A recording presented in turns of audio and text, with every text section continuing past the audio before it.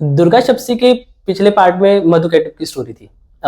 मधु जो कि शहद का पर्याय था और जो तामसिक गुणों की वजह से जो हमारी अटैचमेंट थी उसको रिप्रेजेंट कर रहा था, और कैटअप उसका अपोजिट। अगली जो कहानी है वो शुंभ निशुंभ की है।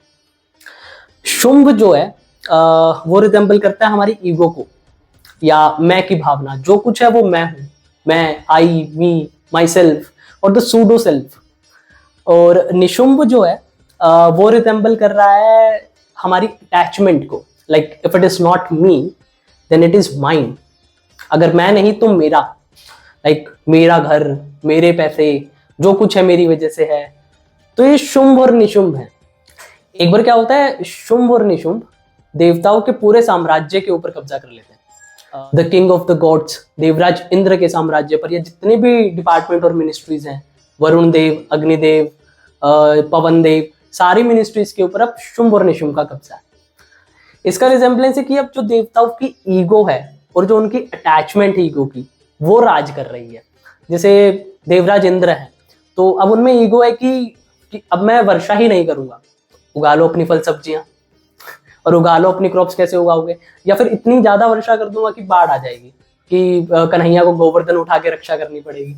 तो अब वो ईगो राज कर रही है और हर मिनिस्ट्री पे कर रही है। देवताओं के हर डिपार्टमेंट, हर मिनिस्ट्रीज के ऊपर वो कर रही है। तो अब इसका सोल्यूशन कैसे आए?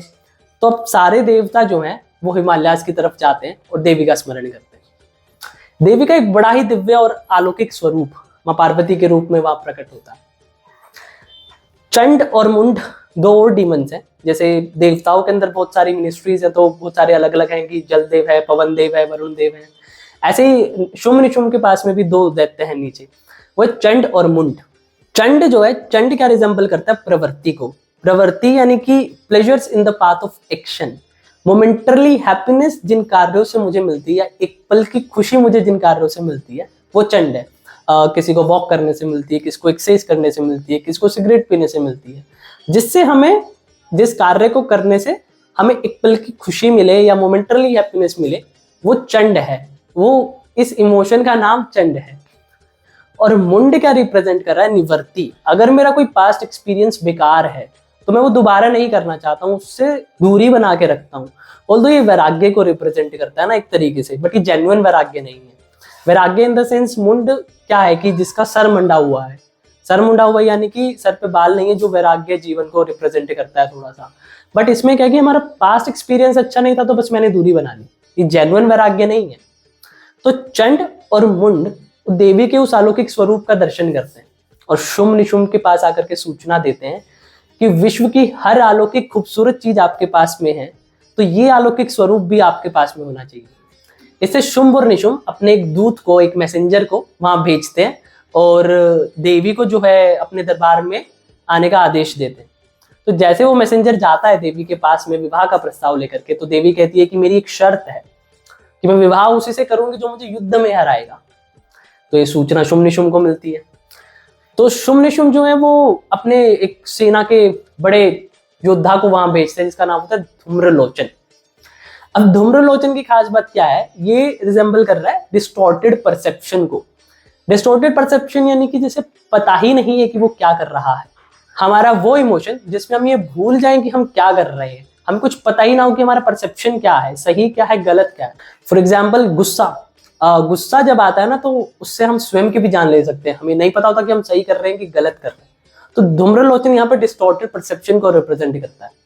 तो जैसे हम कहते हैं कि गुस्सा है तो उसे थूक दो या फिर गुस्से को उड़ा दो, तो ऐसे ही माँ देवी की एक हुंकार से ही धूम्रलोचन उड़ जाता है। तो ये खबर भी शुंभ निशुंभ के पास में पहुंचती है कि वो तो सिर्फ एक हुंकार से ही उड़ गया। तो अब शुंभ निशुंभ क्या कहते हैं? अब वो चंड मुंड को आदेश देते हैं कि तुम दोनों बड़ी भारी सेना लेकर के जाओ। और चंड मुंड कहते हैं कि अब हम सेना लेकर के जाएंगे और उस नीच स्त्री को आपके दरबार में पेश करेंगे। अब यहाँ पे एक चीज आती है कि कुछ समय पहले तक चंड और मुंड जिसे दिव्य अलौकिक स्वरूप बता रहे थे, उसे अब वो लोग नीच स्त्री कह रहे हैं। तो अब चंड और मुंड क्या रिजेंबल कर रहे थे? वो यही बताते हैं कि हमें, हालांकि हो सकता है कि आज किसी चीज से बड़ा प्रेम है या हम उस चीज को चाहते हैं, तो कल हमें उस चीज से नफरत हो जाती है। हो सकता है इसका अपोजिट भी हो सकता है, आज किसी चीज से नफरत है, हो सकता है कल उससे प्रेम हो जाए। तो यही कारण है कि वो पहले जिसे ये दर्शा रहे थे कि एक अलौकिक स्वरूप, एक अद्भुत नारी, और अब उसे कह रहे हैं कि वो नीच स्त्री।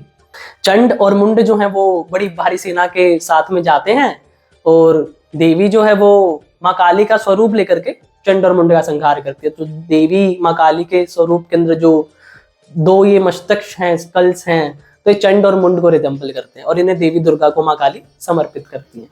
तो ये न्यूज जब शुंभ निशुंभ के दरबार में पहुंचती है कि पूरी सेना मार दी, पूरी सेना मार दी, चंड मुंड भी मार दिए, चंड मुंड भी मार दिए। तो बोले अब एक काम करते हैं, रक्त बीज को भेजते हैं। तो उन्होंने रक्त बीज को भेजा। रक्त बीज की खास बात क्या है कि रक्त बीज की ऐसी शक्ति है कि उसकी खून की एक भी बूंद जमीन पर गिरी तो एक और रक्त बीज पैदा हो जाएगा। तो जितनी खून की बूंदें गिरेंगी उतने रक्त बीज पैदा हो जाएंगे। तो इसके अंदर क्या रिजेम्बलेंस है कि जो रक्त बीज है ये रिजेंबल कर रहा है हमारी डिजायर्स को, हमारे थॉट्स को। एक डिजायर पूरी हुई दूसरी जाग जाएगी। आज मुझे डिजायर गाड़ी चाहिए है तो अगले दिन मुझे फॉर्च्यूनर चाहिए, फॉर्च्यूनर मिल गई तो मुझे लैम्बोर्गिनी चाहिए, लैम्बोर्गिनी मिल गई तो मुझे पोर्शे चाहिए। तो वो डिजायर्स का कोई अंत नहीं है, एक पूरी हो जाएगी दूसरी मिल जाएगी। ऐसे ही थॉट्स हैं, एक थॉट आता है उसके बाद में एक और आएगा, एक और आएगा, वो चेन कॉन्टिन्यूसली चलती रहती है। तो ये जो है ये रक्त बीज रिजेंबल कर रहा है। तो शुंभ और निशुंभ जो है वो रक्त बीज को भेजते हैं, हमारा रक्त बीज का भी संहार कर देती है। तो अब लास्ट में शुंभ और निशुंभ स्वयं जाते हैं अपनी बची कुची सेना को लेकर के देवी का वध करने के लिए या देवी को पाने के लिए। तो दुर्गा सप्तशती के अकॉर्डिंग ऐसा आता है कि जिस समय शुंभ लड़ रहा होता है उस समय निशुंभ बेहोश हो जाता है और जिस समय निशुंभ लड़ रहा होता है उस समय शुंभ बेहोश होता है। इसका रिजेम्बलेंस ये है कि जिस समय हमारी ईगो मर जाएगी या ईगो सप्रेस हो जाएगी उस समय हमारी अटैचमेंट जाग जाएगी और जिस समय हमारी अटैचमेंट सप्रेस हो जाएगी उस समय हमारी ईगो जाग जाएगी। लेकिन बेनिफिट किस में कि हम दोनों चीजों को सप्रेस करें क्योंकि दोनों ही खाली मोमेंटरली हैप्पीनेस के लिए है। तो इस तरीके से जो है देवी दुर्गा इन सारे डीमंस का वध करती हैं। शुरुआत होती है धूम्रलोचन से जो कि डिस्टॉर्टेड परसेप्शन था, उसके बाद में चंड और मुंड जो प्रवृत्ति और निवृत्ति को रिजेंबल कर रहे थे, उसके बाद में रक्त बीज जो डिजायर्स थॉट्स वो था और लास्ट में शुंभ निशुंभ जो कि हमारी ईगो और अटैचमेंट को दिखा रहे थे। अब कोई पूछे कि नवरात्र के 9 दिन का सिग्निफिकेंस क्या, क्योंकि माँ ने 9 असुरों का वध किया। कौन कौन से ने? मधु, कैटव, महिषासुर, उसके बाद में धूम्रलोचन, चंड, मुंड, रक्तबीज और शुंभ और निशुंभ। तो ये 9